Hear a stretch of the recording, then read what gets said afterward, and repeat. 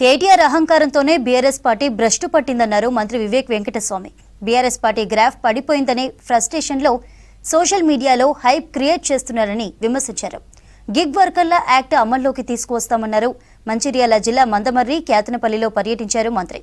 ఇటీవల చనిపోయిన పలువురు కాంగ్రెస్ కార్యకర్తల కుటుంబాలను పరామర్శించారు. రోడ్డు ప్రమాదంలో గాయపడ్డ పలువురిని కలిసి ఆరోగ్య పరిస్థితిపై ఆరా తీశారు.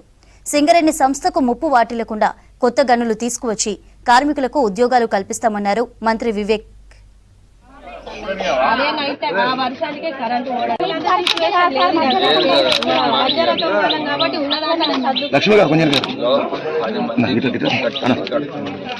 ఇప్పుడు 20 మంది నిన్న వర్షాలు అట్లయినాయి, దానికి ఏం చేయొచ్చు?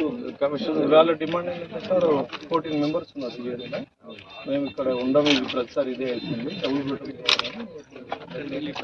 వర్షం వచ్చినప్పుడు మాకు ఇదే పరిస్థితి సార్. పిల్లలను పట్టుకొని రోడ్డు మీద ఉండడం.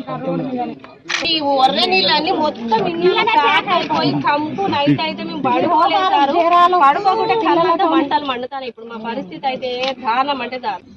మేము చాలా మంది కూడా సార్ ఇల్లు లేకనే ఉన్నాం. మాకు అయితే కొంచెం పెంచే 12 సంవత్సరాలు టీఆర్ఎస్ ప్రభుత్వంలో మినిమం వేజెస్ పెంచలేదు. దాన్ని పెంచాలని చెప్పి ఆ ప్రపోజల్ కూడా ఈ క్యాబినెట్కి తీసుకుంది.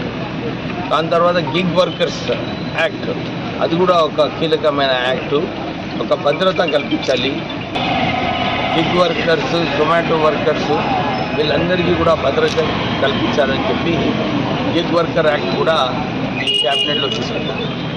సో ఈ కేటీఆర్కి ఫ్రస్ట్రేటెడ్ అయిపోతున్నాడు. దినము టీఆర్ఎస్ గ్రాఫ్ కిందికి పోతుందని చెప్పి కేవలము సోషల్ మీడియా హైప్ చేయాలని చెప్పి ఆయన ఒకటి అనుకుంటున్నాడు.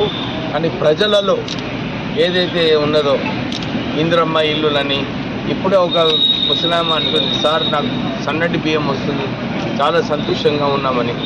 సన్నటి బియ్యము, కొత్త రేషన్ కార్డులు, 200 యూనిట్లు, free bus travel, Rajiv Aarogyasri scheme కింద 10 లక్షలు ప్రజలందరూ కూడా గమనిస్తున్నారు.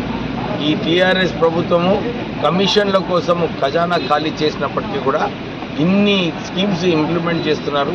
ప్రజలందరూ కూడా రాష్ట్ర వ్యాప్తంగా సంతోషిస్తున్నారు. కానీ కేటీఆర్ ఆయన వర్కింగ్ ప్రెసిడెంట్గా ఉన్నప్పుడు పార్లమెంట్ ఎలక్షన్లో కారు సారు పదారు అన్నాడు.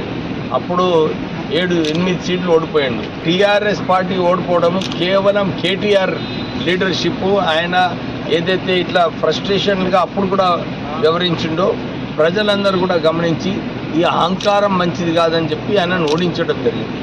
మళ్ళొకసారి ఇప్పుడు ఆయన ఏదో లీడర్షిప్ కాపాడుకోవాలని చెప్పి ఉట్టిని ఏదేదో విమర్శలు చేయడం, ప్రజలలో నిజంగా పోయి నాడి ప్రజలలో ఏముంది కనుకోడు. కానీ టీఆర్ఎస్ భవన్లో కూర్చొని విమర్శలు చేయడము ఒక ఫ్యాషన్ అయిపోయింది కేటీఆర్.